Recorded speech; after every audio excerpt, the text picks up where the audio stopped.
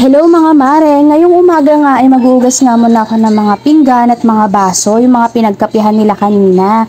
At ngayon nga ay magtitimpla na nga ako ng gatas para kay Ate Erich. At eto nga Milo ay hati nga kami ni Brielle dito. Nahihilig kasi yung mga bata sa pagkakape kapag nagkakape ako. Kaya sabi ko ay Milo na nga lang yung bibilihin ko para Milo na lang nga din yung kapihin nila. Medyo nangangayayat nga ngayon si Ate Erich mga mare dahil hindi nga siya nagkakakain ng kanin. Kaya pinupush ko talaga ngayon na pakainin siya ng kanin at painumin ng gatas.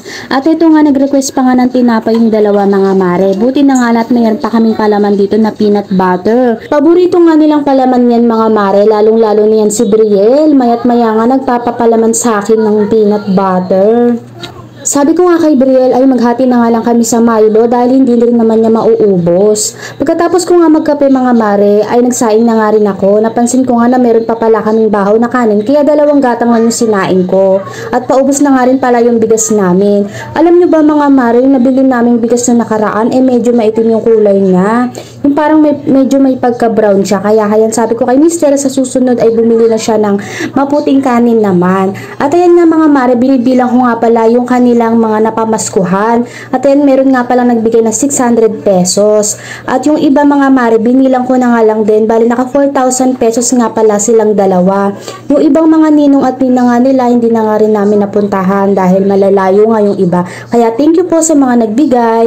At ayan nga mga mare, bali iinitin ko nga pala itong spaghetti dahil meron pa nga natira nung 24 ng gabi. Ito nga pala yung lulutuin namin ngayong pananghalian. Bali si Mr. ay magpiprito nga pala ng tokwa tapos magpipesang bangus nga kami mga mare. Itong tokwa nga pala mga mare ay 3 days na nga sa rep. Ay hindi pa rin siya nangangamoy dahil sa magtataho namin yung binili. Sariwa kasi yung tokwa. At itong ang cake mga mare ay hindi talaga tinatantanan ni Brielle. Dalawang slice na nga lang yung natira mga mare. Sabi ko yung isa itira naman nila sa kuya nila. At ito na nga yung spaghetti mga mare. Minix ko na nga dyan yung sauce dahil ito pa nga yung natira nung 24. Syempre init-init na lang tayo mga mare at siguradong spaghetti talaga yung matitira. Ito nga pala yung pechay na ilalagay sa pesang bangus. At nilagyan nga pala ni Mr. yan ng upo mga mare. Sabi ko nga sa kanya bakit hindi mo man lang hiniwa? At ito na nga yung tokwa mga mare, niluluto ko na nga siya. Natakam kasi ako kumain ng tokwa, gulay at saka yung isda. Paano ba naman kasi sawa-sawa tayo kumain ng karne nung Pasko. Kaya napakasarap humigop ng sabaw lalo na't maulan-ulan ngayon dito sa amin mga mare. Nilagyan ko na nga ng kanin at sabaw itong mga bata dahil papakainin ko na nga sila. Bale ito lang kasi talaga yung gusto nila mga mare. Mas marami silang nakakain kapag sabaw yung ulam. At ito nga nagprito nga pala ako ng dalawang bangus. At ito na yung tokwa. Pinakain ko na nga si Ate Erich mga mare. Buti na nga lang at meron siyang gana kumain ngayon dahil sabaw nga daw ang ulam. Isa yan sa mga favorite nila. At ito si Brielle, kailangan ko talagang subuan. At ito nga nakita ko nga si Mr. mga mare na kinakayod nga yung buko na galing kila nanay. Gagawin daw niya ang buko juice. Ayan, napakasarap nga naman yan talaga mga mare.